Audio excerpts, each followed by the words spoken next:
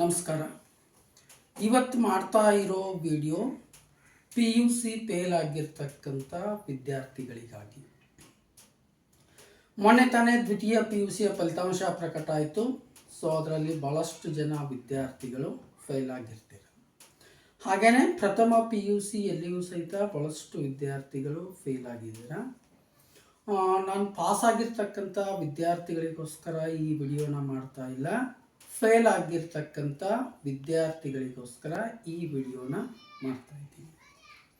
ನಾವೇನೋ second PUC first PUC fail ಆಯಿತು ಅಂಥೇಳಿ ಭಾಳಷ್ಟು ಜನ ವಿದ್ಯಾರ್ಥಿಗಳು ನಮ್ಮ ಜೀವನನೇ ಇಲ್ಲಿಗೆ ಮುಗಿದು ಹೋಯಿತು ಅಂತಕ್ಕಂಥ ರೀತಿಯಿಂದ ಭಾಳಷ್ಟು ಮಾನಸಿಕವಾಗಿ ಕುಗ್ಗಿ ಹೋಗಿರ್ತಾರೆ.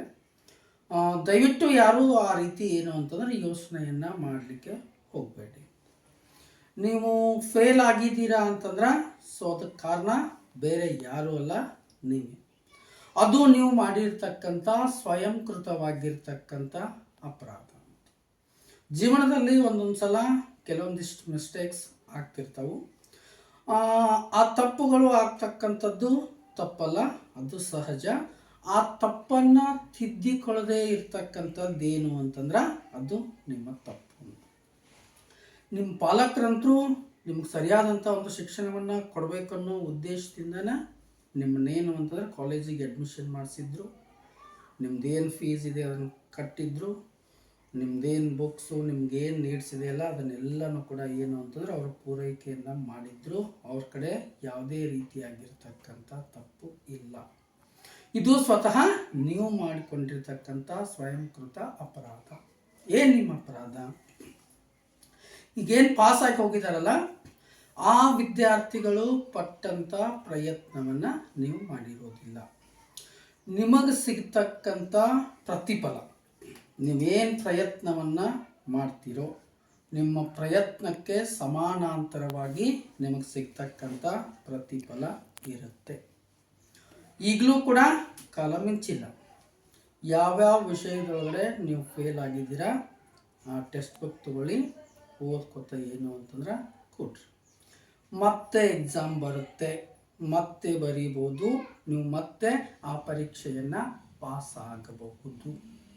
ಆಲ್ರೆಡಿ ನಿಮ್ಮ ಜೊತೆಗಿರ್ತಕ್ಕಂಥ ವಿದ್ಯಾರ್ಥಿಗಳು ಮುಂದಿನ ಕ್ಲಾಸಿಗೆ ಹೋಗ್ಬಿಟ್ಟಿರ್ತಾರೆ. ಅವ್ರ ಜೊತೆ ನೀವು ವಾಪಸ್ ಸೇರ್ಕೊಳ್ಳಿಕ್ಕೆ ನಿಮಗೂ ಕೂಡ ಏನಿದೆ ಅಂತಂದ್ರೆ ಅವಕಾಶ ಇದೆ. ಭಾಳಷ್ಟು ಜನ ವಿದ್ಯಾರ್ಥಿಗಳ ತಲೆಯೊಳಗೆ ಇವರೆಲ್ಲ ಫೇಲ್ ಆದವರು ಕೆಲವೊಂದಿಷ್ಟು ಜನ ಗುಂಪು ಸೇರಿಕೊಂಡು ಬೇರೆ ಬೇರೆ ಚರ್ಚೆಯನ್ನು ಮಾಡ್ತಿರ್ತಾರೆ.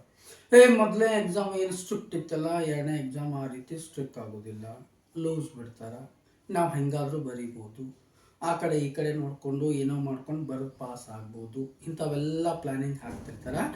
ಅದು ನಿಮ್ಗೇನು ಅಂತಂದ್ರೆ ಶುದ್ಧ ತಪ್ಪು.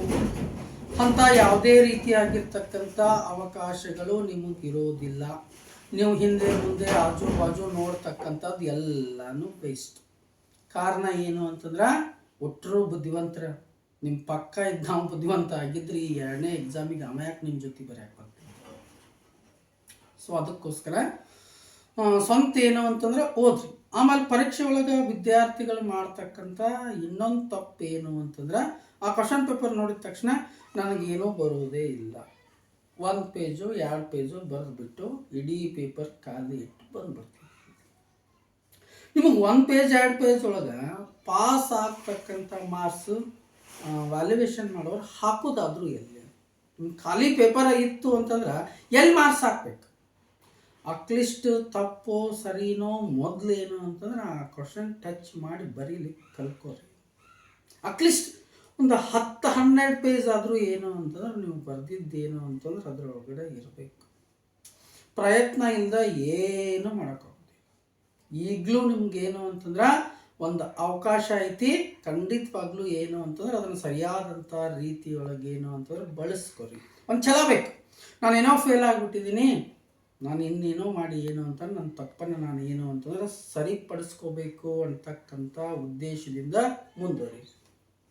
ಅದ್ರ ಜೊತೆಗೆ ಏನು ಅಂತಂದ್ರೆ ಪಾಲಕರಿಗೆ ಇನ್ನೊಂದು ಮಾತು, ಭಾಳಷ್ಟು ಜನ ಪಾಲಕರು ಫೇಲ್ ಆದರು ಅಂದ ತಕ್ಷಣ ಆ ಮಕ್ಕಳು ನೋಡ್ತಕ್ಕಂಥ ದೃಷ್ಟಿಕೋನ ಏನಾಗ್ಬಿಡುತ್ತೆ ಅಂದ್ರೆ ಚೇಂಜ್ ಆಗಿಬಿಡುತ್ತೆ.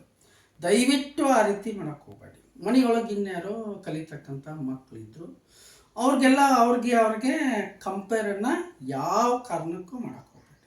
ಯಾಕಂದ್ರೆ ನಮ್ಮ ಕೈ ಒಳಗಡೆ ಇರ್ತಕ್ಕಂಥ 5 ಬೆರಳುಗಳು ಸಮ ಇರಲಿಕ್ಕೆ ಏನು ಅಂತಂದ್ರೆ ಸಾಧ್ಯ ಇಲ್ಲ. ನಮ್ಮ ಸಣ್ಣ ಹುಡುಗಿ ಭಾಳಷ್ಟು ಟ್ಯಾಲೆಂಟ್ ಇದ್ದಾಳ, ಬುದ್ಧಿವಂತ ಇದ್ದಾಳ, ದೊಡ್ಡ ಹುಡುಗಿಗೆ ಏನೂ ಬರೋಂಗಿಲ್ಲ, ಆಕೆ ಫೇಲ್ ಆದ್ಲು, ಈಕೆ ಪಾಸ್ ಆದ್ಲು, ಆಕೆ ಅಷ್ಟು ಪರ್ಸೆಂಟೇಜ್ ಮಾಡಿದಾಳ, ಈಕೆದು ಇಷ್ಟೇ ಆಗಿದೆ. ಆ ರೀತಿ ಯಾವ ಕಾಲಕ್ಕೂ ಏನು ಅಂತಂದ್ರೆ ಕಂಪೇರ್ ಮಾಡ್ಲಿಕ್ಕೆ ಹೋಗ್ಬೇಡ್ರಿ. ಒಬ್ಬೊಬ್ಬರ ಬುದ್ಧಿ ಮತ್ತು ಒಂದೊಂದು ರೀತಿಯಾಗಿರುತ್ತೆ. ಸೊ ಫೇಲ್ ಆದ ನಂತರದೊಳಗಡೆ ಮೊದಲೇ ಆ ವಿದ್ಯಾರ್ಥಿಗಳು ಭಾಳಷ್ಟು ಏನು ಅಂತಂದ್ರೆ ಟೆನ್ಷನ್ ಒಳಗಿರ್ತಾರೆ. ಅಂಥದ್ರೊಳಗೆ ನೀವೊಂದಿಷ್ಟು ಏನಾದರೂ ಅವ್ರಿಗೆ ಬೈದ್ರಿ, ಇನ್ನೇನೋ ಅಂದ್ರಿ, ಅವ್ರು ನೋಡ್ತಕ್ಕಂಥ ದೃಷ್ಟಿಕೋನ ಚೇಂಜ್ ಆಯಿತು ಅಂತಂದ್ರೆ ಆ ಮಕ್ಕಳು ಇನ್ನೂ ಕೂಡ ಏನು ಅಂತಂದ್ರೆ ಖಿನ್ನತೆಗೆ ಒಳಗಾಗ್ತಕ್ಕಂಥ ಸಾಧ್ಯತೆ ಇರುತ್ತೆ. ದಯವಿಟ್ಟು ಆ ಫೇಲ್ ಆಗಿರ್ತಕ್ಕಂಥ ವಿದ್ಯಾರ್ಥಿಗಳನ್ನು ಪ್ರೀತಿಯಿಂದನ ಏನು ಅಂತಂದ್ರೆ ಕಾಣ್ರಿ. ಏನೋ ತಪ್ಪಾಗ್ಬಿಟ್ಟಿದೆ ತಿದ್ಕೋ ಅಂಥೇಳಿ ಅವ್ರಿಗೆ ಇನ್ನೊಂದಿಷ್ಟು ಏನು ಅಂತಂದ್ರೆ ಪ್ರೋತ್ಸಾಹವನ್ನು ಕೊಡ್ರಿ. ಮುಂದೊಂದು ದಿನ ಆ ವಿದ್ಯಾರ್ಥಿಗಳು ಕೂಡ ಏನು ಅಂತಂದ್ರೆ ಸುಧಾರಿಸ್ಬೋದು. ಜೀವನದೊಳಗೆ ಏನು ಅಂತಂದ್ರೆ ಸಾಕಷ್ಟು ಸಲ ಎಡವಿರ್ತೀವಿ. ಎಡವತಕ್ಕಂಥದ್ದು ತಪ್ಪಲ್ಲ, ಎಡವಿ ಎಲ್ಲಿ ಬಿದ್ದಿರ್ತೀವಲ್ಲ ಅಲ್ಲಿದ್ದ ಎದ್ದು ಮುಂದೆ ನಡೀತಕ್ಕಂಥದ್ದು ಭಾಳಷ್ಟು ಏನು ಅಂತಂದ್ರೆ ಇಂಪಾರ್ಟೆಂಟು. ನಿಮ್ಮ ಈಗೇನು ಫೇಲ್ ಆಗಿದ್ದೀರಲ್ಲ ಆ ವಿದ್ಯಾರ್ಥಿಗಳಿಗೆಲ್ಲನೂ ಮತ್ತೆ ಪರೀಕ್ಷೆಯನ್ನು ಕಟ್ಟಿ ಬರೀಲಿಕ್ಕೆ ಅವಕಾಶ ಇದೆ.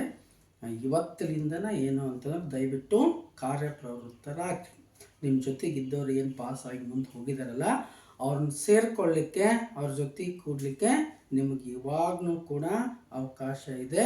ದಯವಿಟ್ಟು ಒಳ್ಳೆಯ ಪ್ರಯತ್ನವನ್ನು ಮಾಡಿ ಮುಂದಿನ ಪರೀಕ್ಷೆಯನ್ನು ಬರೀರಿ. ಅದರೊಳಗೆ ನಿಮಗೂ ಕೂಡ ಒಳ್ಳೆಯದಾಗಲಿ. ನೀವೆಲ್ಲರೂ ಕೂಡ ಪಾಸ್ ಆಗ್ರಿ. ಧನ್ಯವಾದ.